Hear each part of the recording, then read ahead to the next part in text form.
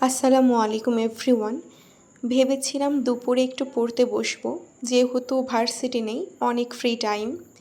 কিন্তু বাসায় হঠাৎ করে আত্মীয় চলে আসাতে আর পড়তে পারিনি।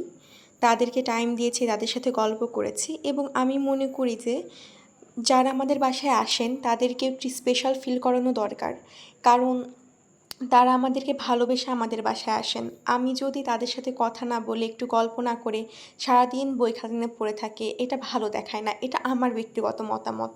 তো তারা চলে গিয়েছিল বিকালে, দেন একটু রেস্ট নিয়ে একটু ব্যায়াম করে তারপরে আমি কয়টা থেকে পড়তে বসলাম, মেবি 7:15 বা 7টার দিকে পড়তে বসলাম।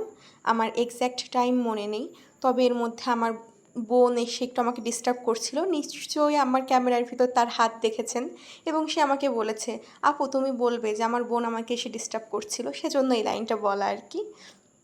তো পড়েছি 2 ঘন্টা, না হলেও 2 ঘন্টার কাছাকাছি সময়, 1 ঘন্টা 50 মিনিট 55 মিনিট। কিন্তু আমি সকালে বেশি ভালো বুঝতে পারছিলাম, অঙ্কগুলো আমার মাথায় ভালো করে ঢুকছিল, ভালো করে বুঝতে পারছিলাম। কিন্তু এখন একটু প্রবলেম হচ্ছে। আশা করি সকালবেলা যদি আবার রিভিশন দিই তাহলে আমার এই প্রবলেমগুলো সলভ হয়ে যাবে ইনশাআল্লাহ। এবং আমার ইদানিং অঙ্ক করতে খুব ভালো লাগছে। এবং আমি একটা ভিডিওতে বলেছিলাম, এই বিসিএসেরই কোনো একটা ভিডিওতে বলেছিলাম যে আমি এমন হতে চাই যে আমার অঙ্ক করতে বিরক্ত লাগছে থেকে অঙ্ক করতে আমার ভালো লাগছে। আলহামদুলিল্লাহ আমি সেই পথে একটু একটু করে আগাচ্ছি।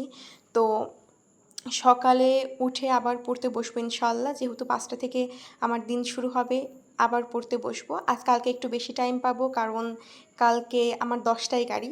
তো এই ছিল আমার রাতের পড়াশোনা। দেখা হবে আগামীকাল ইনশাআল্লাহ। সো আল্লাহ হাফেজ।